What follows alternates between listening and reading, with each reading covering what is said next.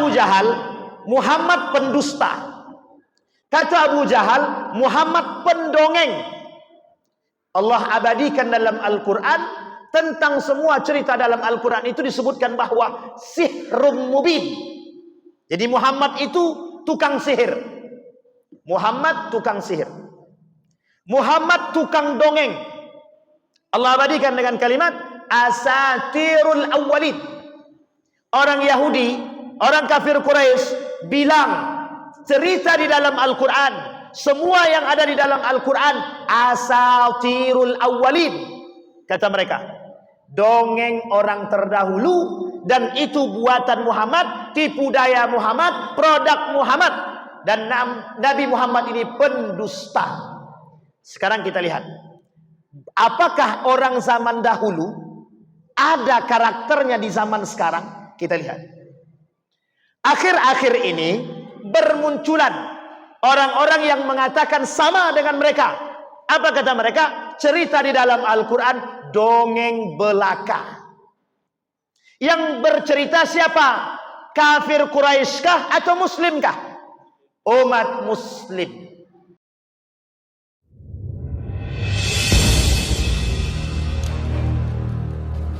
Assalamualaikum warahmatullahi wabarakatuh.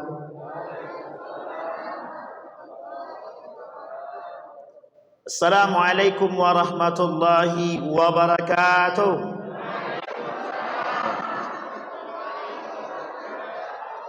Alhamdulillahi rabbil alamin. Alhamdulillahilladzi an'ama bi ni'matil iman wal islam bihima tatimmus salihat. Asyhadu an la ilaha illallah wahdahu la syarika lah wa asyhadu anna Muhammadan abduhu wa rasuluh la nabiyya ba'd. Allahumma salli wa sallim wa barik ala hadzal nabiyil karim. Allahumma salli ala Muhammad wa ala ali Muhammad fil alamin innaka Hamidum Majid. Ya ayuhan nas ittaqu rabbakum alladhi khalaqakum min nafsin wahidah wa khalaqa minha zawjaha wa batha minhuma rijalan katsiran wa nisaa'a wattaqullaha alladhi tasaaluna bihi wal arham innallaha kana 'alaikum raqiba. Wa qala Allah ta'ala fa'auha ila 'abdihi ma auha ma kadzaba al-fuadu ma ra'a afatumarunahu 'ala ma yara wa laqad ra'ahu nazlatan ukhra 'inda sidratil muntaha 'indaha jannatul ma'wa idh yaghsha as-sidrata ma yaghsha ma zaghal basar wa ma tagha laqad ra'a min ayati rabbih al-kubra. Sadaqallah. Puji syukur kehadiran Allah dengan mengucapkan alhamdulillah rabbil alamin. Bersalawat kepada Nabi dengan mengucapkan Allahumma salli ala Muhammad wa ala ali Muhammad fil alamin innaka Hamidum Majid. Baik Bapak Ibu sekalian yang berbahagia, mudah-mudahan di maghrib ini Allah limpahkan rahmat dan karunia-Nya kepada kita semua. Allah berkahi, Allah jadikan rumah tangga yang sakinah, mawaddah warahmah, anak-anak yang saleh dan salihah, kita semua yang hadir istiqamah dalam kebaikan dan ketaatan, insyaallah husnul khatimah. Amin ya rabbal. Bagaimana kabarnya Bapak Ibu, sehat semua? Dingin apa sejuk? Oh sama aja ya. Minta maaf lah Pak Ketua, agak-agak menggigil sedikit. Memang dingin, entah karena cuaca atau karena memang AC-nya terlalu banyak, itu kita tahu. Tapi yang jelas kayaknya memang karena cuaca. Menurut saya, kalau menurut Bapak Ibu tak sejuk tak apa-apa. Anggap aja panas lah kalau begitu. Baik Bapak Ibu sekalian yang berbahagia, malam hari ini Isra wal Mi'raj. Ini sampai jam berapa Pak Ketua? Sampai jam 9. Tak semua lagi, sawah. Sampai selesai kira-kira kita apa dulu waktunya dulu. Nanti saya ini kalau bicara kadang susah Pak. Pokoknya kalau lewat batas waktu bilang aja langsung. Saat selesai gitu, itu lebih aman lagi. Karena kalau tak disampaikan nanti bahaya. Jam berapa kita sepakat Pak Ketua? 1 jam. La ilaha illallah. Jam 8.30. Lumayan juga rupanya. Baik Bapak Ibu sekalian yang berbahagia, bismillahirrahmanirrahim. Kita mulai Bapak Ibu dari kalimat yang pertama yang dibaca oleh anak-anak kita, oleh adik kita tadi. Subhanalladzi asra bi 'abdihi lailan minal masjidil haram ilal masjidil aqsa alladzi barakna haulah linuriyahu min ayatina. Kalimat ini sangat sakral Bapak Ibu sekalian yang berbahagia. Oleh Imam, kita ambil ahli tafsirnya Syekh Mustafa Dibbugha, atau kita ambil Syekh Wahbah Zuhaili saja dalam kitabnya Tafsir Al-Munir. Begitu juga Imam An-Nawawi dalam tafsirnya Tafsir Al-Munir menjelaskan tentang kalimat subhanah. Kenapa kalimat ini dalam ayat ini dimulai oleh Allah dengan kalimat subhanalladzi? Kok tidak seperti kalimat yang lain? Kok tidak seperti surat-surat yang lain? Tapi dimulai dengan kalimat subhanah, maha atau segala puji atau maha suci Allah. Kalimat ini memuji, menyampaikan tasbih kepada Allah, bukan tanpa alasan. Alasan yang pertama yang disampaikan oleh Allah adalah bahwa kata para ulama, kewajiban umat muslim mengagungkan Allah dan beriman dalam bentuk ketakwaan. Perlu dipahami kenapa Allah mulai dengan kalimat subhanalladzi, bukan tanpa sebab. Karena saking taunya Allah bahwa banyak yang akan menolak atau mengingkari keagungan Allah. Dari zaman dahulu sampai hari ini, sangat banyak yang mengingkari keagungan Allah, termasuk manusia hari ini. Sehingga ketika perjalanan Isra wal Mi'raj itu, karena Allah tahu perjalanan ini gaib, perjalanan ini oleh manusia ketika itu dianggap perjalanan yang tidak masuk akal, maka Allah mulai dengan kalimatnya subhanalladzi. Hei orang beriman, kalau kalian beriman kepada Allah, puji aku, agung aku. Kalau kita sudah mengagungkan Allah, sudah beriman kepada Allah, apapun bentuk perbuatan, mau bisa diterima oleh akal atau tidak bisa diterima oleh akal, kita beriman. Betul apa salah? Sekarang saya tanya Bapak Ibu, yang hadir malam hari ini percaya tidak dengan Isra wal Mi'raj? Percaya. Nah, ini penting nih kalau begitu. Percaya atau iman? Jadi terhadap sesuatu yang tidak masuk akal, percaya apa tidak? Percaya apa tidak? Oh, tergantung Ustaz. Apalagi sekarang, sesuatu yang tidak masuk akal itu bisa saja terjadi. Bapak Ibu sekalian yang berbahagia, poin pertama yang ingin saya sampaikan. Hari ini, kalau kita tidak dasarkan pada keimanan kita, maka akan banyak manusia yang bermunculan meninggikan akal. Ini sejalan pada masa abad ke-17, abad ke-18, abad ke-19, dan pada akhir abad ke-20 muncul tokoh-tokoh dari kalangan umat muslim yang mengangkat akal merendahkan iman. Jadi apa maksudnya Ustaz? Maksudnya adalah kelak akal lebih tinggi daripada iman, kelak akal lebih tinggi daripada wahyu, kelak akan lebih baik daripada ayat-ayat Al-Quran. Kita ambil contoh. Bapak Ibu, orang tidak belajar kira-kira bodoh atau pintar? Orang tak belajar bodoh atau pintar? Bodoh, betul ya? Sepakat atau tak sepakat? Orang tidak minum obat, sehat apa sembuh? Sehat apa sembuh sama ya? Sehat atau sakit? Orang tidak minum obat, sakit dia, tak minum obat dia, makin sakit atau sembuh? Oh, serius? Kok ibu-ibu yang bilang? Jadi kira-kira yang menyembuhkannya obat atau semangat? Semangat. Kira-kira yang membodohkan belajar atau tidak belajar? Yang membodohkan dan memintarkan manusia belajar atau tidak belajar? Tapi katanya beriman sama Allah. Jadi kalau orang tak belajar, dia mesti bodoh. Betul apa salah? Salah. Orang tidak minum obat tidak akan sembuh-sembuh. Betul apa salah? Salah. Ini yang kaitannya dengan iman. Jadi terlalu banyak manusia hari ini yang tak percaya sama Tuhan. Aku ini hidup susah, sampai kiamat tidak akan pernah bisa sukses. Kalau begini-begini aja hidupku. Dia tak percaya sama Tuhan. Dia tak percaya sama Allah.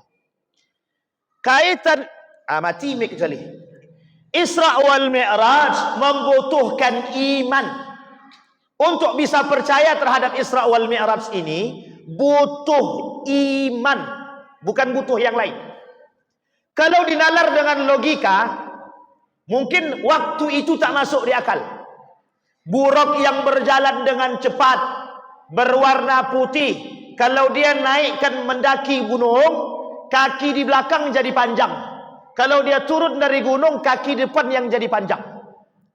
Oleh sebagian ulama mengatakan, orang Yahudi, Nasrani, kafir Quraisy menolak mentah-mentah. Karena kata mereka, tidak masuk di akal. Sekarang, adakah ajaran agama Islam yang tidak bisa diterima oleh akal, kemudian ditolak mentah-mentah? Ada? Ada atau tidak ada? Ada, Pak. Bukan tidak ada. Sekarang saya tanya, kira-kira hari ini orang-orang yang menikah beda agama bisa diterima oleh akal atau tidak bisa diterima oleh akal? Islam kata menikah beda agama haram. Ada orang dengan akal yang tinggi, dia kata tidak ada haram.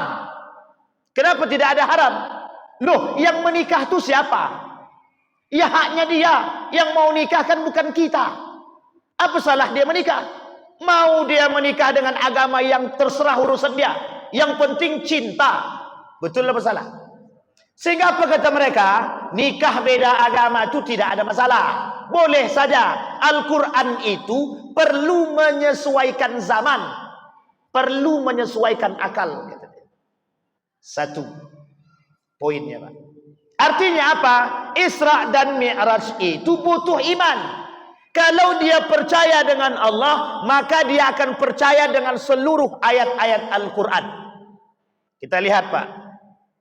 Kata Allah dalam Al-Quran, innal ladzina yakfuruna billahi wa rusulih. Ada orang-orang yang kufur dengan Allah dan Rasulnya. Kalimat selanjutnya, innal wa yuriduna an yufarriqu bainallahi wa rusulih. Mereka ingin bedakan mana Allah dan Rasulnya. Kalimat selanjutnya, wa yaqulun nu'minu bi ba'din wa nakfur bi ba'd, gitu dia. Kami beriman kepada sebagian ayat Al-Quran, tapi kami tak beriman kepada sebagian ayat Al-Quran. Ada kelompok tertentu tidak percaya dengan Isra dan Mi'raj, tapi percaya dengan ayat yang lain. Ketika perintah salat turun, mereka percaya dengan ayat Al-Quran tentang perintah salat, tapi mereka tidak percaya dengan cerita Isra wal Mi'raj. Sekarang Bapak Ibu, boleh dicek di dalam ayat Al-Quran. Adakah ayat yang berbicara secara mutlak tentang salat 5 waktu di dalam Al-Quran? Sehingga kata mereka, no, tidak ada ayat yang berbicara tentang asar, tak ada ayat yang berbicara tentang isya, tidak ada ayat yang berbicara tentang subuh. Subuh ada, namanya fajar. Itu pun di arti yang berbeda. Kata mereka kelompok tertentu, orang yang kufur kepada Allah, kata mereka tidak ada ayat yang berbicara tentang kewajiban salat di dalam Al-Quran. Tahu Bapak Ibu namanya? Tahu kan? Siapa nama orangnya? Masih hidup? Masih. Harus tahu, Pak. Itu contoh orang yang kufur dengan Allah. Hidup dia sekarang. Jangankan cerita tentang Isra dan Mi'raj, terhadap perintah kewajiban salat dia berani mengingkari, apalagi Isra wal Mi'raj yang tidak bisa diterima oleh akal menurut mereka. Bapak Ibu sekalian yang berbahagia, Allah mulai dengan kalimat subhanah. Tujuannya puji aku. Puji aku, kata Allah. Kalau kalian telah memuji Allah, berarti kalian beriman kepada Allah. Kalau kita beriman kepada Allah, semua segala sesuatu ketentuannya dikembalikan kepada Allah. Sama, Pak. Anak tidak belajar. Jangan cepat-cepat mengambil kesimpulan orang tidak belajar itu bodoh. Karena ada orang belajar mati-matian, mohon maaf, tak pintar-pintar. Ada orang yang tidak belajar, tapi Allah berikan karamah, Allah berikan kelebihan. Ada. Bukan tidak ada. Bukan kita tak tahu. Bahkan disebutkan dalam Al-Quran tentang kalimat milladunka. Ada kelebihan, ada. Ada orang yang tidak minum obat sehat. Ada orang yang minum obat berkali-kali. Kita ambil contoh. Penyakit jantung. Apa kata dokter? Tidak ada obatnya. Setiap hari minum obat orang penyakit jantung. Betul atau tidak? Setiap hari orang penyakit jantung, kalau sudah masuk ring dalam badannya, dalam tubuh dia, harus minum obat setiap hari. Pertanyaannya adalah, mereka Tuhan atau bukan? Sekarang saya lihat, ada orang sembuh kakinya dari lumpuh hanya karena baca Al-Quran. Allah kata dalam Al-Quran, sifat Al-Quran itu syifa. Artinya apa? Mungkin tidak bagi Allah menyembuhkan orang yang sakit. Iman, Pak. Iman. Kaitannya itu dulu. Makanya kata Allah, subhanalladzi, saking banyaknya yang tidak percaya. Abu Al-Hakam. Siapa nama Abu Al-Hakam ini? Siapa orangnya Abu Al-Hakam ini? Abu Jahal. Nama lain daripada Abu Jahal, Abu Al-Hakam.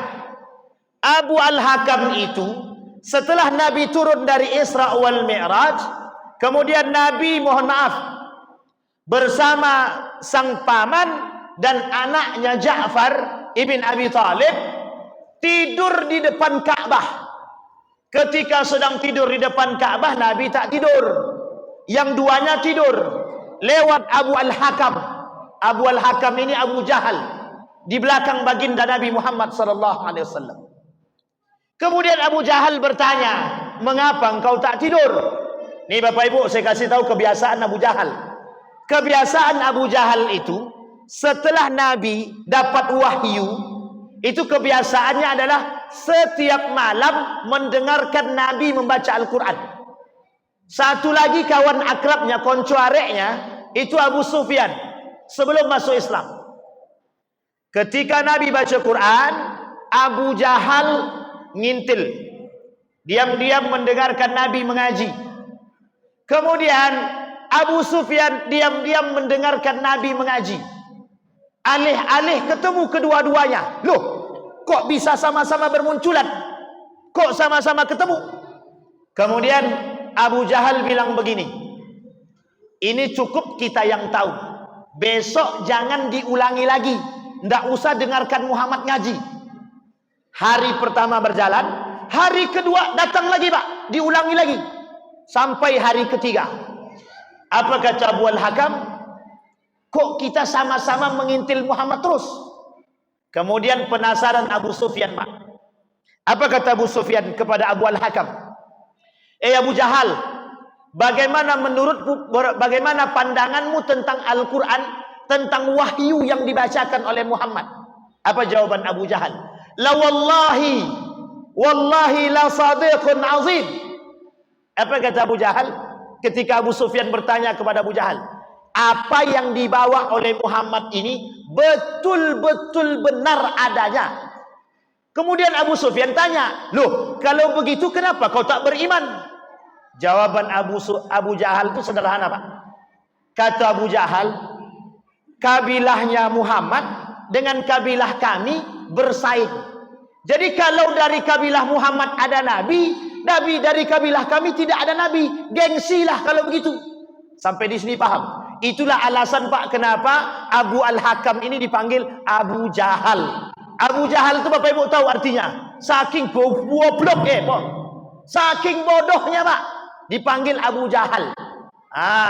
Kalau kawan daripada menteri Abu Nawas namanya Abu Jahil. Ini Abu Jahal. Saking bodohnya Pak. Singkat cerita, berjalan di belakang Nabi, Nabi sedang berada di depan Ka'bah. Dengan polosnya Nabi bercerita kepada Abu Jahal semua tentang perjalanan Isra wal Mi'raj. Uniknya Bapak Ibu sekalian yang berbahagia, ketika Nabi menceritakan kepada Abu Jahal, gengsinya Abu Jahal ini tinggi. Apa kata Abu Jahal? Tertawa, ngece sama Nabi. Apa kata dia? Tidak akan ada yang bisa percaya dengan apa yang kau sampaikan wahai Muhammad. Itu mustahil. Kata dia begitu, Pak. Mustahil kejadian yang dilakukan. Datang dia kepada Abu Bakar, dipanggil Abu Bakar, ini orang yang selama ini kau puji, gitu. Muhammad ceritakan kepada Abu Bakar. Diceritakan semua, Pak, detailnya, Pak. Nanti yang ingin kita sampaikan adalah bagaimana dan apa yang dilihat oleh Nabi ketika Isra wal Mi'raj saja. Karena kalau diceritakan sejarah ini, Bapak Ibu, panjang sekali, Pak. Sampai-sampai mungkin tak selesai, saking panjangnya. Apa kata Abu Jahal? Muhammad ceritakan kembali kepada Abu Bakar tentang apa yang kau alami tadi malam. Diceritakan oleh Nabi. Apa jawaban Abu Bakar? Sangat sederhana, Pak. Ini poin yang ingin saya sampaikan. Kata Abu Bakar, sekalipun Muhammad itu berbohong, aku percaya. Bisa Bapak Ibu begitu? Sekalipun Muhammad itu berbohong, aku percaya. Sekarang saya lihat, Bapak Ibu, kita perhatikan kalimatnya Abu Jahal dan kita sinkronkan dengan kalimat orang sekarang. Kata Abu Jahal, Muhammad pendusta. Kata Abu Jahal, Muhammad pendongeng. Allah abadikan dalam Al-Quran, tentang semua cerita dalam Al-Quran itu disebutkan bahwa sihrum mubin. Jadi Muhammad itu tukang sihir. Muhammad tukang sihir. Muhammad tukang dongeng. Allah abadikan dengan kalimat asatirul awwalin. Orang Yahudi, orang kafir Quraisy bilang cerita di dalam Al-Quran, semua yang ada di dalam Al-Quran asatirul awwalin. Kata mereka, dongeng orang terdahulu, dan itu buatan Muhammad, tipu daya Muhammad, produk Muhammad, dan Nabi Muhammad ini pendusta. Sekarang kita lihat, apakah orang zaman dahulu ada karakternya di zaman sekarang? Kita lihat. Akhir-akhir ini bermunculan orang-orang yang mengatakan sama dengan mereka. Apa kata mereka? Cerita di dalam Al-Quran dongeng belaka. Yang bercerita siapa? Kafir Quraisy kah atau Muslim kah? Umat Muslim. Bukan orang kafir, tapi umat Muslim. Apa kata mereka? Ulil Absar Abdallah bilang begini, cerita di dalam Al-Quran bukan persoalan benar atau salah, tapi persoalannya bagaimana cara kita mengambil atau memetik sejarah dan hikmah di balik cerita tersebut. Betul apa salah? Apa-apa ibu-ibu, betul apa salah? Bukan persoalan benar atau salahnya cerita di dalam Al-Quran, tapi bagaimana cara kita memetik hikmah di balik cerita. Betul apa salah? Ibu-ibu, betul apa salah? Betul? Apa-apa, betul apa salah? Betul. Betul-betul salah. Ragu, Pak. Kita saja yang dah hadir di sini betul semua kata-kata. Bapak Ibu, kalau percaya dengan Al-Quran 100% benar. Nah, itu Pak, cerita dalam Al-Quran itu Pak. Jadi orang zaman sekarang ini karakternya lebih jahiliyah daripada jahiliyah dahulu. Jahiliyah dahulu Bapak Ibu, dia bilang begini, hari ini kami menyembah Tuhan kalian, besok kalian sembah Tuhan kami. Surat Al-Kafirun. Masih ingat ya? Surat Al-Kafirun. Orang jahiliyah sekarang semua agama benar. Coba bayangkan. Jadi tidak ada iman kepada Allah. Makanya kata Allah, kalimat pertama yang Allah munculkan, subhanallazi. Hanya orang beriman yang percaya kepada Allah. Hanya orang beriman yang yakin dengan Al-Quran. Hanya orang beriman yang percaya dengan cerita baginda Nabi Muhammad sallallahu alaihi wasallam. Bapak Ibu sekalian yang berbahagia, bahwa kelak di akhir zaman itu semua yang melekat pada diri kita digantungkan pada titik satu saja, iman. Karena kelak kata Nabi, banyak orang-orang yang tidak beriman. Kelak di akhir zaman kata Nabi, nilai-nilai Islam itu hilang sedikit demi sedikit dari tubuh umat muslim itu sendiri. Tersisa orang Islam, tapi bukan orang beriman. Tersisa manusia munafik, bukan orang-orang yang benar-benar beriman kepada Allah. Dan ini poin penting daripada sejarah Isra wal Mi'raj. Nabi kokohkan keimanannya, Pak. Abu Bakar contohnya, Pak. Orang yang betul-betul kokoh dengan keimanan kepada Allah dan Rasulnya. Bahkan mohon maaf dalam ayat yang tadi kita bacakan. Apa kata Allah? Wa yuriduna an yufarriqu bainallahi wa rusuli. Mereka pengen bedakan. Kami cuma beriman kepada Allah, tapi kami tak beriman kepada Muhammad. Atau sebaliknya, kami beriman kepada Muhammad, tapi kami tak beriman kepada Allah. Bayangkan Bapak Ibu, hari ini bermunculan di tengah umat muslim hari ini manusia yang sama dengan apa yang terjadi pada masa dahulu. Kurang jahiliyah apa sekarang? Sangat-sangat jahiliyah sekarang itu. Jahiliyah dahulu mereka nggak ngerti. Jahiliyah sekarang saking tingginya ilmu malah semakin bodoh, bukan semakin cerdas. Bukan semakin beriman, tapi justru semakin membodohi orang-orang beriman. Maka butuh satu, kokoh, iman yang kokoh. Ditunjukkan dalam sejarah Isra wal Mi'raj. Kenapa diperjalankan Nabi di malam hari? Karena sifatnya gaib ini Bapak Ibu, mohon maaf, terhadap sesuatu yang gaib, orang butuh akal sehat untuk mencerna. Pertanyaannya, bagaimana mencerna sesuatu yang gaib? Kata Ibnu Hajar Al-Asqalani dalam kitabnya Al-Isra wal Mi'raj, dan juga dalam kitab ini yang juga dikarang oleh Imam As-Suyuti. Apa kata mereka? Kenapa diperjalankan baginda Nabi di malam hari? Kenapa dipertunjukkan kepada mereka tentang hal yang gaib? Itu kan sesuatu yang tak masuk akal. Kenapa? Kata Imam As-Suyuti, mau tahu siapa yang paling kokoh imannya, siapa yang paling kuat keimanan mereka, siapa yang benar-benar beriman kepada Allah dan Rasulnya. Bapak Ibu sekalian yang berbahagia, tidak usah jauh-jauh. Perubahan kiblat dari Masjidil Aqsa ke Masjidil Haram. Orang Yahudi dan Nasrani di Madinah semua murtad hanya karena perpindahan kiblat. Itu bukan permasalahan buruk, bukan permasalahan Isra wal Mi'raj, hanya karena perubahan kiblat dari Masjidil Aqsa ke Masjidil Haram. Sekarang Allah perjalankan baginda Nabi dari Masjidil Haram ke Masjidil Aqsa. Kenapa Yahudi dan Nasrani murtad daripada Islam? Bukan tanpa alasan. Alasannya satu, karena kiblatnya bukan lagi Masjidil Aqsa. Bapak Ibu harus paham, kenapa mereka Yahudi dan Nasrani tidak lagi beriman kepada Allah dan Rasulnya?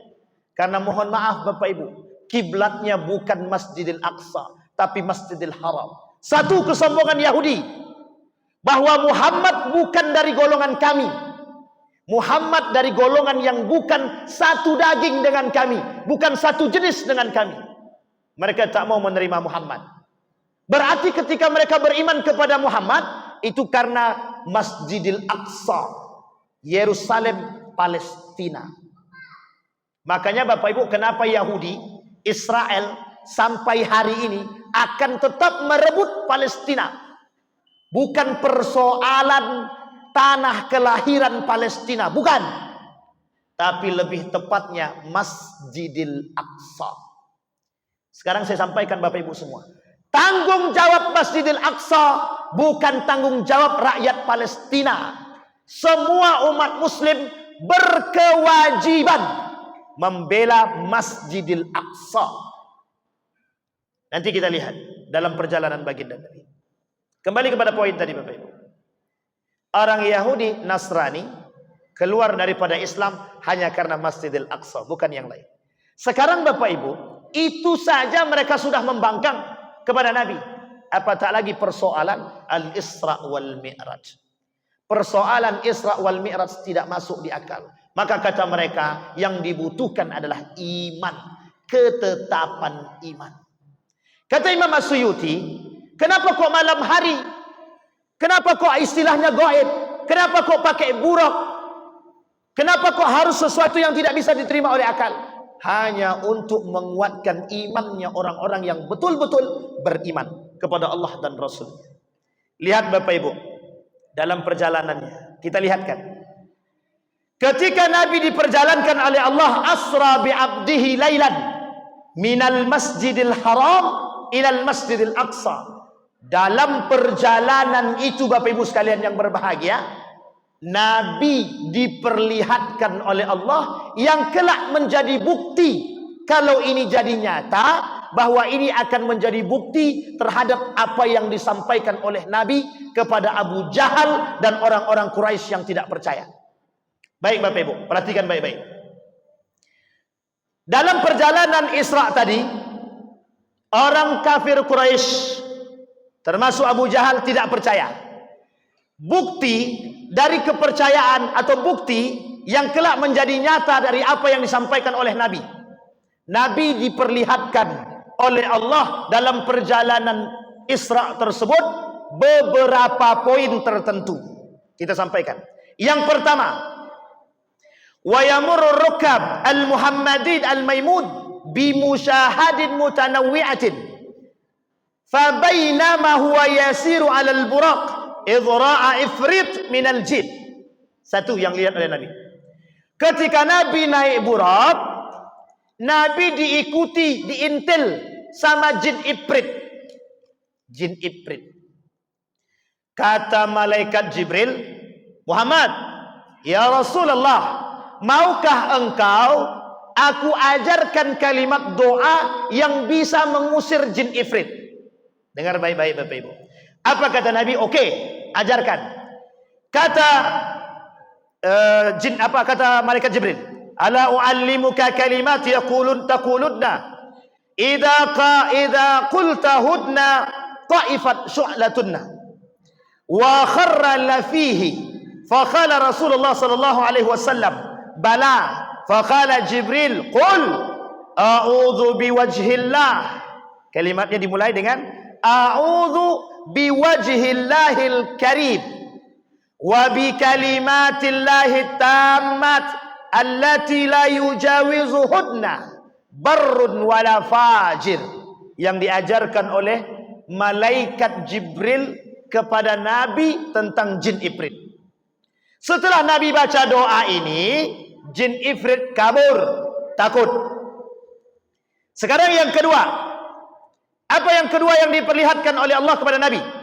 Fasaru hatta atau ala qaumin yazra'una fi yaumin wa yahsuduna fi yaumin. Kullama hasadu ada kama kana faqala ya Jibril ma hadha?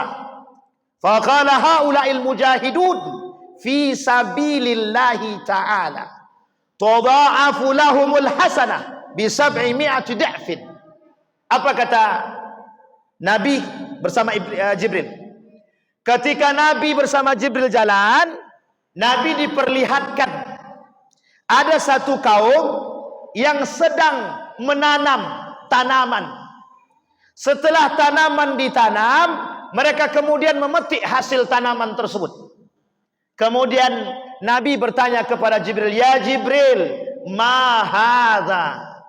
Apa kata Jibril? Kata Nabi kepada Jibril, apa itu? Jawab oleh Jibril, humul ladzina al-mujahidun fi sabilillah. Itulah orang yang berjihad di jalan Allah. Sekarang kita lihat Bapak Ibu. Kita perhatikan kalimat ini baik-baik.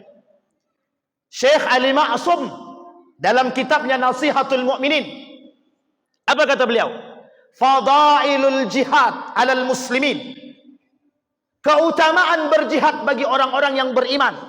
Kata beliau adalah mereka bahagia di akhirat, mereka mendapatkan haknya terbaik di akhirat, mereka masuk surga tanpa hisab. Sekarang saya katakan Bapak Ibu, Nabi bilang dalam hadisnya begini, kelak di akhir zaman kata Nabi akan hilang dari tubuh umat muslim orang-orang yang memiliki semangat jihad dalam diri mereka. Sekarang kita lihat berapa banyak kemungkaran hari ini yang terjadi di tengah umat muslim. Berapa banyak? Sedikit atau banyak? Kata Nabi, kelak di akhir zaman perzinahan merajalela. Kata Nabi, kelak di akhir zaman riba merajalela. Kata Nabi, kelak di akhir zaman kecurangan, penipuan, semua merajalela. Peminum khamar, pezina merajalela. Kita lihat satu-satu Bapak Ibu. Zina merajalela. Betulkah sekarang zina merajalela? Yang dulunya tertutup, sekarang terbuka. Yang dulunya offline, sekarang online. Prostitusi online. Siapapun bisa pesan hari ini. Satu. Yang kedua, buka Facebook, buka TikTok, buka Instagram. Apa yang kita lihat? Perempuan tanpa busana. Perempuan menampakkan aurat. Yang mohon maaf, oleh laki-laki itulah yang paling enak untuk dinikmati. Cuci mata dengan api neraka. Disampaikan oleh Nabi.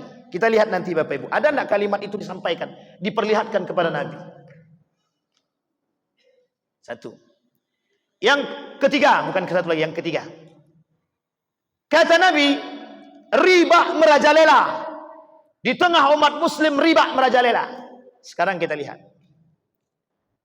Riba mana yang tidak ada hari ini? Semua transaksi muamalah harus diiringi dengan riba. Beli mobil pakai riba, beli motor pakai riba, leasing. Leasing itu, mohon maaf, jangan ada yang tersinggung, jangan ada yang tersinggung. Leasing yang pakai bunga bank atau yang pakai bunga itu salah satu jalan menuju neraka. Kenapa begitu? Riba. Orang yang masih main begini akan Allah perangi. Akan Allah perangi. Sekarang pertanyaannya adalah, di mana semangat jihadnya orang beriman? Bapak Ibu, coba cek baik-baik dalam toko-toko yang cukup besar seperti Indomaret, Alfamart, dan swalayan-swalayan yang lain. Yakinkah mereka tidak memperjualbelikan, mohon maaf, bir bintang, kampot, dan minum khamar yang lainnya? Perhatikan baik-baik. Maka bukan tanggung jawab kepala dinas, bukan tanggung jawab Pak Kades, bukan tanggung jawab gubernur, bukan tanggung jawab bupati. Kita semua bertanggung jawab dengan catatan, dengan cara yang ma'ruf. Pak Kades, toko itu menjual minuman khamar. Kalau Pak Kades tak sanggup, kami yang turun tangan. Pak Kades, di samping itu ada toko pijat plus. Kalau Pak Kades tak sanggup mengusir, kami yang ngusir. Harus begitu, harus. Itu jihad. Jihad kita demi kebaikan. Jihad kita demi generasi. Jihad kita demi orang-orang beriman. Jihad kita demi menegakkan nilai-nilai keislaman. Ini tidak Bapak Ibu. Suami istri berantem tengah jalan. Orang berkelahi di tengah jalan. Orang berzinah di tengah jalan. Kita foto, kita masukkan ke Facebook. Ah, inilah tengok, orang sedang berzinah di tengah jalan. Bukan dilerainya, bukan ditegurnya, bukan diapa-apakan. Tapi mohon maaf, justru di foto, ditaruh di Facebook. Sehingga orang komen di bawah. Itulah yang diharapkannya itu. Harapannya adalah komen. Sekarang boleh lihat, hampir semua orang di Facebook itu, mohon maaf, berjoget seperti orang yang entahlah. Kadang dipasangnya kamera di dinding tuh, berjoget-joget dia begitu. Biar apa kata dia? Biar banyak followers. Rupanya cari piti. Bapak Ibu, itu sudah disampaikan oleh Nabi dalam hadisnya. Kata Nabi, kalau kau kencingkan Al-Quran, kau akan terkenal. Boleh zam-zam fatu'raf. Kencingkan air zam-zam, sumur zam-zam, maka engkau akan terkenal. Sekarang Bapak Ibu, kalau pengen terkenal mudah. Bagi perempuan, buka baju, pakai tank top, pakai celana pendek, berjoget, masyhur, terkenal, pengikutnya banyak. Bagi bapak-bapak, gila sedikit tak apa-apa. yang penting banyak pendukung, hasil PT-nya lumayan. Nah, itu yang dicari orang sekarang. Maka mohon maaf Bapak Ibu, zina itu bukan hanya sekedar berhubungan badan. Zina pakaian, zina mata, zina telinga, zina tangan, zina kaki, semua sekarang penuh dengan perzinahan. Bapak Ibu sekalian yang berbahagia, punya anak laki-laki dan perempuan. Pernahkah Bapak Ibu kontrol anakku pernah tidak yang menggonceng perempuan lain? Tolong perhatikan baik-baik.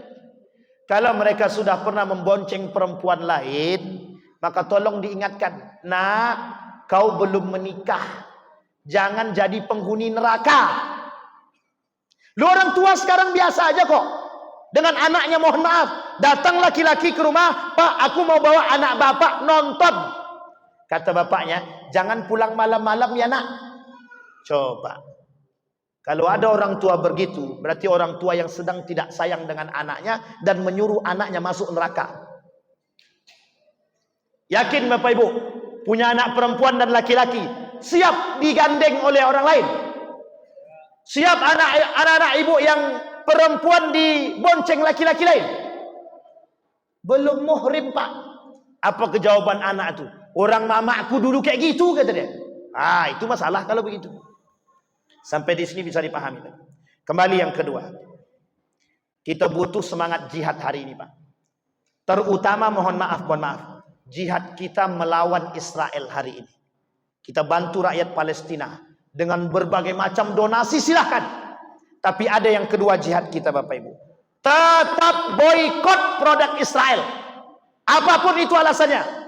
Mau badan gatal-gatal, mau tidak bisa pakai sabun yang lain, pakai tanah saja. Orang zaman dulu mandi sabunnya batu.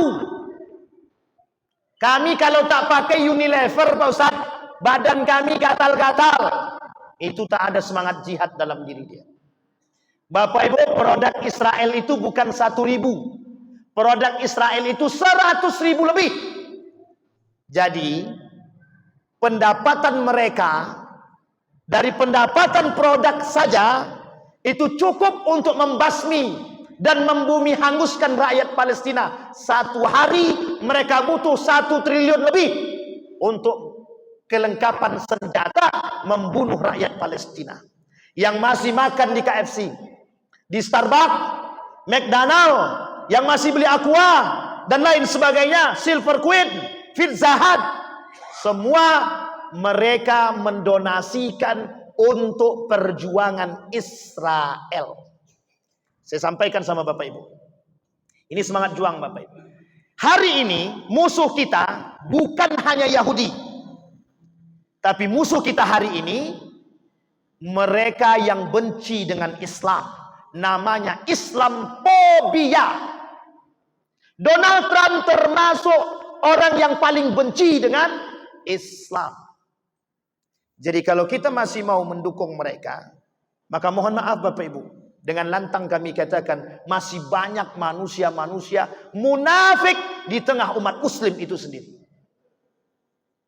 Kalau kita percaya kepada Allah dan kita yakin dengan semangat jihad yang dikatakan oleh baginda Nabi, yang diperlihatkan oleh Nabi, kelak kata Nabi di akhir zaman sangat sedikit orang-orang yang berjihad.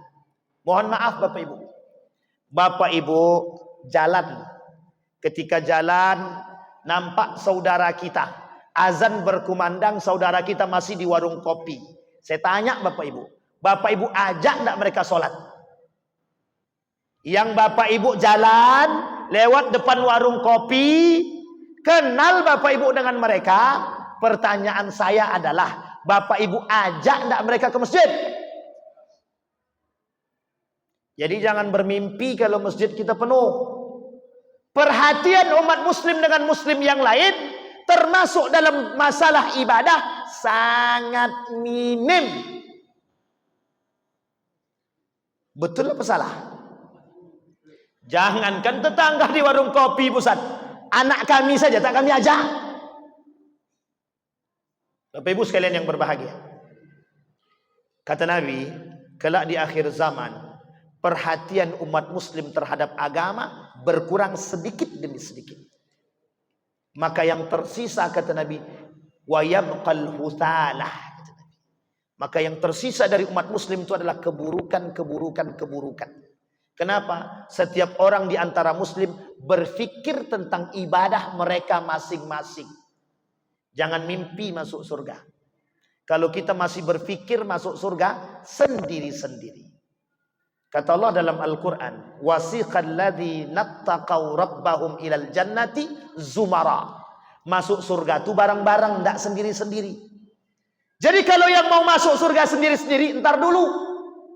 Sampai di sini paham Bapak Ibu? Ini yang penting untuk kita sampaikan. Yang ketiga Bapak Ibu, itu sudah yang diperlihatkan oleh Allah dalam perjalanan Isra. Itu yang kedua. Sekarang yang ketiga, Nabi dalam perjalanan mencium bau yang sangat-sangat harum, ar-raihah. Ya Jibril, ma hadhihi ar-raihah. Kata Nabi, Jibril, bau harum apa ini?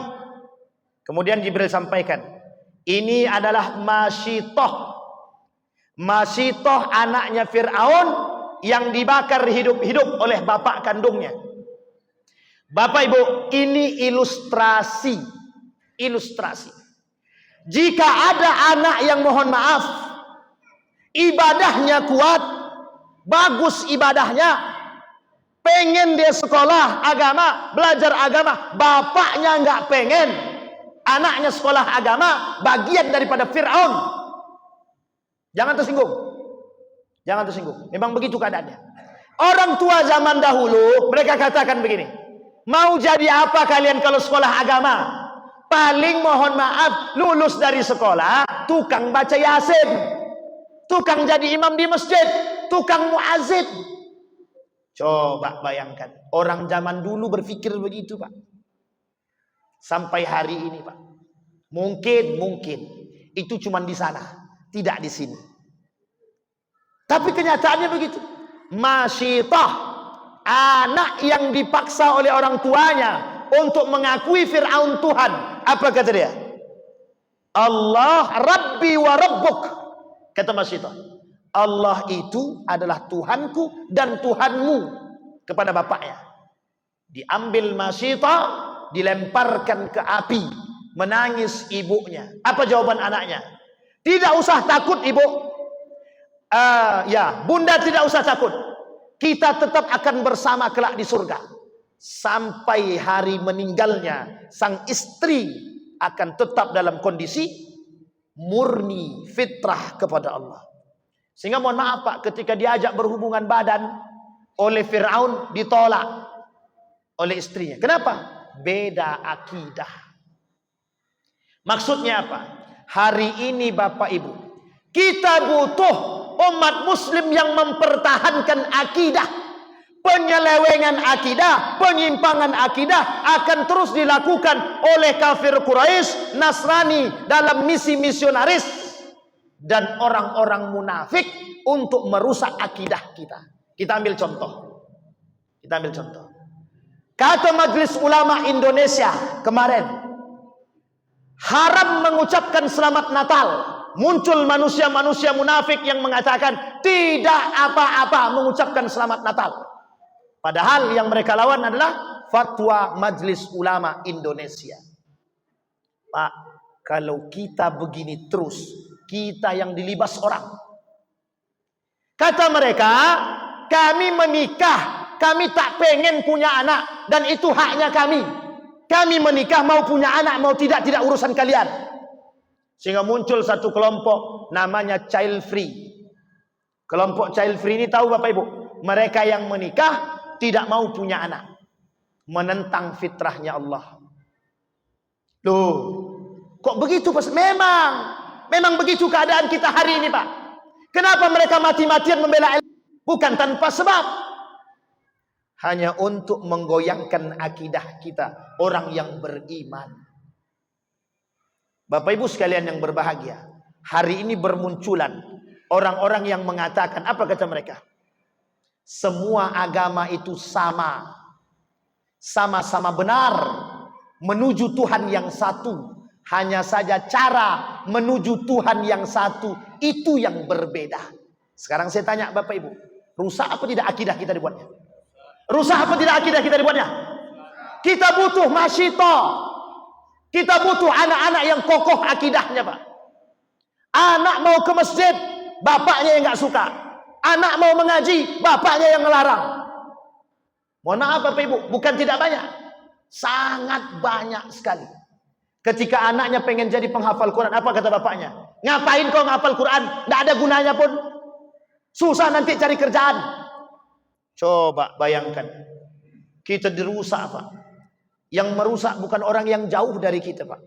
Kadang-kadang mohon maaf, berada di lingkungan kita. Maka tak salah, Pak. Lihat, ujian bagi para nabi, ujian para orang-orang saleh.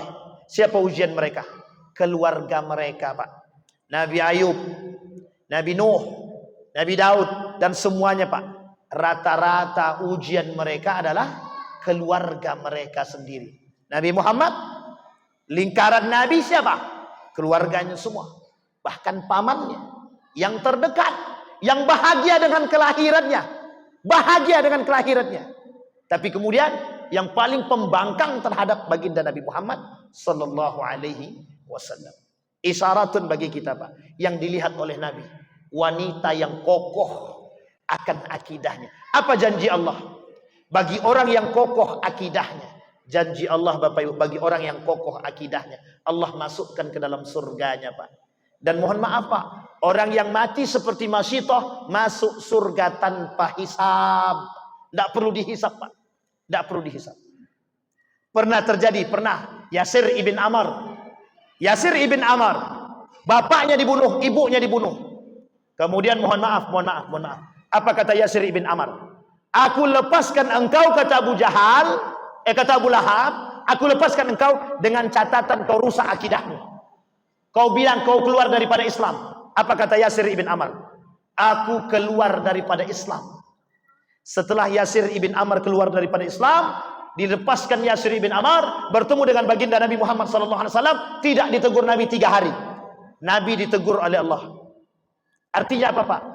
Boleh kita melakukan perbuatan, mohon maaf, keluar daripada pernyataan tersebut, tapi tidak keluar dari hati, kalau kaitannya dengan kematian. Kalau tak ada kaitan dengan kematian, jangan kita rusak akidah kita. Karena mohon maaf, Pak, kata para ulama, ada 5 poin yang menyebabkan terjadinya penyimpangan akidah. Satu di antaranya kebodohan terhadap akidah yang sahih, yang benar, yang baik. Sampai di sini bisa dipahami, Bapak Ibu. Satu di antaranya perbuatan akidah yang rusak itu, Bapak Ibu, mohon maaf, percaya yang menyembuhkan itu obat. Percaya yang memintarkan itu adalah belajar. Itu akidahnya rusak. Yang menyembuhkan Allah, yang mempintarkan Allah, wattaqullah wa yu'allimukumullah, kata Allah. Bertakwa kalian kepada Allah. Aku cerdaskan. Wasilahnya belajar, ikhtiarnya belajar, ikhtiarnya minum obat. Tapi jangan yakini bahwa obat yang menyembuhkan. Jangan yakini bahwa dukun yang menyembuhkan. Jangan yakini bahwa belajar yang mencerdaskan. Salah satu cara, mohon maaf, orang orientalis merusak akidah kita dengan bahasa yang sederhana seperti ini, Bapak Ibu. Maka Nabi katakan, Bapak Ibu, Nabi katakan dalam hadisnya, setiap orang yang ingin melakukan perbuatan apapun itu, hadirkan Allah dalam diri dia. Bagaimana caranya? Bismillahirrahmanirrahim. Betul apa salah? Tadi Bapak Ibu keluar dari rumah pakai bismillah apa tidak? Kami kan mau ke masjid, Pak Ustaz. Otomatis lah tuh. Belum tentu. Belum tentu. Banyak orang yang keluar dari rumahnya menuju masjid. Kata Imam Al-Ghazali, di tengah perjalanan justru tidak mendapatkan keutamaan Allah. Tapi mohon maaf, Allah masukkan ke dalam neraka. Karena apa? Karena hati mereka tidak terpaut kepada Allah. Hati-hati, Pak. Ini persoalan iman. Kembali, Pak. Kemudian, ini waktu tinggal 5 menit, Pak Ketua. Kita langsung potong atas. Dari sekian banyak, Bapak Ibu, perjalanan yang diperlihatkan oleh Allah kepada baginda Nabi Muhammad SAW. Satu yang dikokohkan oleh Nabi. Dalam nilai poin penting, kata para ulama. Saya ambil pandangan Syekh Najmuddin Al-Ghaithi. dalam kitab beliau Al-Isra wal Mi'raj, kata beliau satu saja, mengokohkan generasi dengan persoalan ibadah yang terutama solat. Bapak Ibu, saya sampaikan satu hadis Nabi. Kata Nabi, kelak di akhir zaman yang akan hilang dari simpul agama umat muslim dan agama Islam adalah simpul terakhir yang hilang dari agama Islam adalah simpul salat. Simpul salat. Yang kedua, kata Nabi, kelak kata Nabi di akhir zaman akan muncul pemimpin-pemimpin yang suka mengakhirkan salat. Jangan tersinggung. Itu Nabi yang bilang, bukan saya. Kata Nabi, kelak di akhir zaman akan muncul pemimpin-pemimpin yang suka mengakhirkan salat. Yang kedua kata Nabi, akan hilang dari tangan atau dari umat Islam, dari agama Islam, simpul yang terakhir namanya salat. Paham maksudnya Bapak Ibu kalimat hadis ini? Maksudnya paham Bapak Ibu ya? Maksudnya cuma satu. Kelak salat itu akan hilang dari generasi-generasi kita. Kok bisa begitu Pak Ustaz? Kita ambil contoh. Lebih baik mana? Salat di kafe atau salat di masjid? Di masjid apa di kafe? Sekarang saya sampaikan sama Bapak Ibu. Bapak Ibu kalau mengingatkan anaknya untuk salat bagaimana? Nah, yang penting engkau salat. Dimanapun engkau berada, jangan tinggalkan salat ya nak. Yang penting engkau salat. Betul apa salah? Sekarang saya tanya, kalau anak Bapak Ibu pergi ke kafe, salatnya di mana? Salatnya di mana Ibu-ibu? Di kafe. Kalaupun dia salat di kafe. Kalau tidak, mohon maaf, dia akhirkan salat, nanti dia salat di rumah. Betul apa salah? Baik, yang penting dia salat. Sekarang kita lihat Bapak Ibu, berapa banyak jumlah yang mengisi masjid? Lebih banyak ke kafe apa ke masjid? Yang kita sampaikan kepada anak, nak, yang penting engkau salat. Mau di kafe, mau di mall, mau dimanapun engkau berada, yang penting engkau salat. Sehingga mohon maaf, tidak ada yang mengisi masjid. Kita sampaikan kepada anak yang penting salat. Mau terakhir dia salat, mau di awal dia salat, mau di kafe dia salat, yang penting engkau salat. Betul apa salah? Sekarang saya tanya, pernah nggak kita berkata dan berpikir bahwa apa yang kita sampaikan itu dicerna oleh mereka? Ketika maknya suruh salat, nak sudah salat, nak sudah mak, yang penting kan aku sudah salat.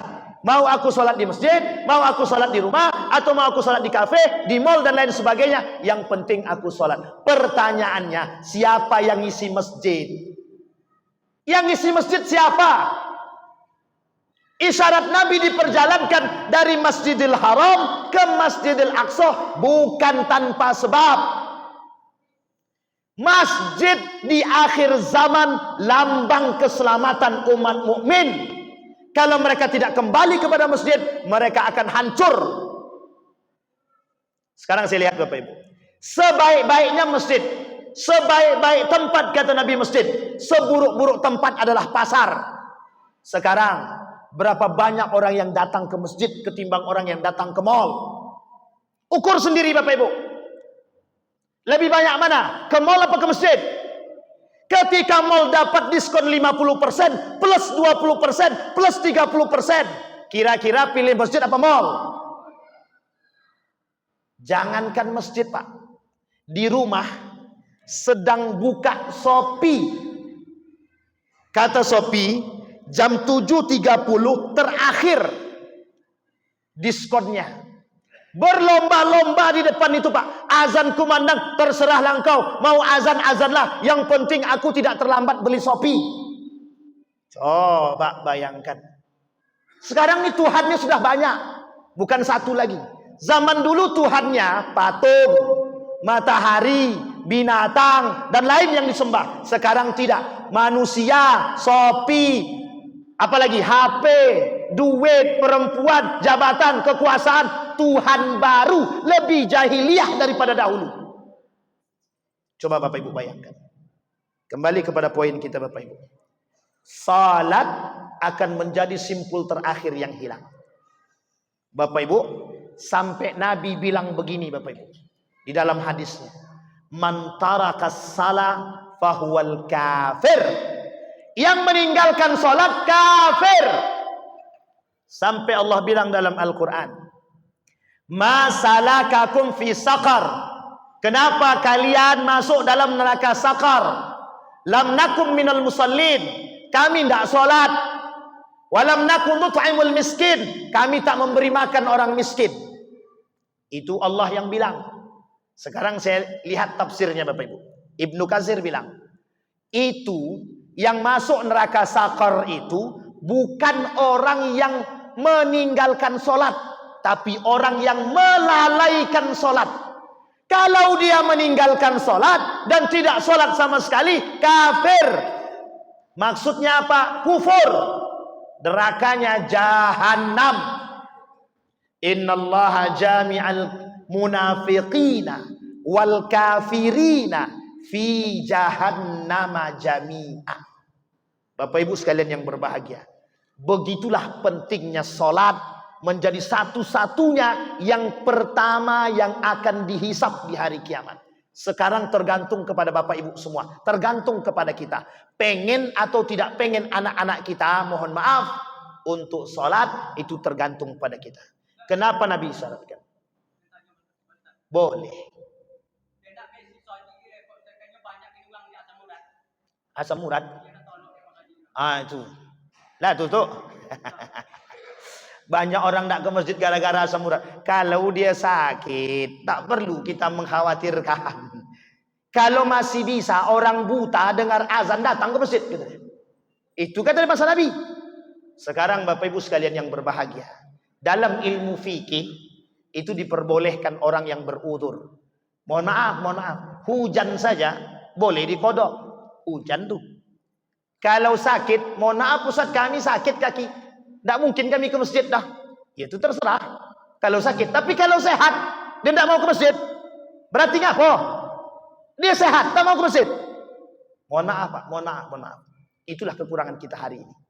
Itulah kekurangan kita. Makanya dibutuhkan jihad bersama Pak. Bapak Ibu semua, kita ini berjihad sama-sama untuk mengajak orang ke masjid Pak. Mohon maaf, saya tidak memuji. Tapi satu-satunya kelompok yang hari ini berani mengajak orang ke masjid cuma jamaah tabligh Pak. Ketok pintu dipukul berkali-kali tetap dia ngajak orang Pak. Kenapa? Karena cinta dia Pak sama kita. Mohon maaf Pak, mengaku cinta kepada Allah dan Rasulnya, mengajak orang berani sholat pun tak mau kita. Saya pernah ngajak orang Pak, ditempelengnya muka saya Pak, tak mau saya ngajak lagi, sakit. Tapi bayangkan dengan jamaah tabligh Pak, diinjak sudah, dipukul sudah, apalagi kurang pukulnya. Tapi kenapa dia tetap berani? Paman saya saksinya Pak, tukang pukul, tukang narkoba, keluar masuk penjara. Saya yang mau ruqyah pun tak sanggup. Saya keponakan dia Pak, tak sanggup. Datang jemaah tabligh tuh 5 kali Pak, setiap datang kena pukul jemaah tabligh tuh. Yang terakhir kata paman saya ikut ke masjid. Kata paman saya ikut ke masjid. Besok jangan datang ke rumah saya lagi. Setelah sekali itu cuman Pak dia ikut. Datang dia ke masjid. Setelah itu mohon maaf Pak, sampai hari ini belum pernah meninggalkan masjid. Cuman 5 kali. Tapi mohon maaf Pak, tanggunglah resiko. 5 kali kena pukul Pak. Lumayan. Cuma mohon maaf, kita tak seberani mereka dalam berjihad Pak. Itulah yang disebutkan oleh Syekh Ali Maksum tadi. Berkurangnya semangat jihad kita umat muslim ini di akhir zaman Pak. Nah, waktu kita sudah habis. Mudah-mudahan apa yang saya sampaikan ini Bapak Ibu tergerak hati kita untuk mengokohkan anak-anak kita. Kita tak khawatir dengan Bapak Ibu yang sekarang hadir. Yang kita khawatirkan generasi 20 tahun yang akan datang Pak. Mohon maaf. Jangan sampai mereka lupa dengan sholat, terutama sholat di dalam masjid. Yang kita ajak adalah sholat di masjid. Yang benar kita ajak mereka sholat ke masjid. Bukan yang penting mereka sholat. Saya kira itu saja Bapak Ibu sekalian yang berbahagia. Mudah-mudahan dari peringatan Isra wal Mi'raj ini semakin mengokohkan iman kita dan semakin memperkuat ibadah kita, terutama dalam sholat kita. Mudah-mudahan kita termasuk orang-orang yang musallin yang dijanjikan oleh Allah di dalam surganya. Amin ya rabbal alamin. Terakhir Bapak Ibu, orang yang menjaga sholat 5 waktu kata Nabi dalam hadisnya, masuk surga tanpa hisab. Insyaallah. Fa'tabiru ya ulil absar la'allakum tuflihun. Kita berdoa kepada Allah. A'udzu billahi minasyaitonir rajim. Bismillahirrahmanirrahim. Alhamdulillahirabbil alamin. Hamdasy syakirin hamdan na'imin. Hamdan yuwafi ni'amahu wa yukafi'u mazidah. Ya Rabbana lakal hamdu kama yanbaghi li jalali wajhikal karim wa 'azimi sultanik.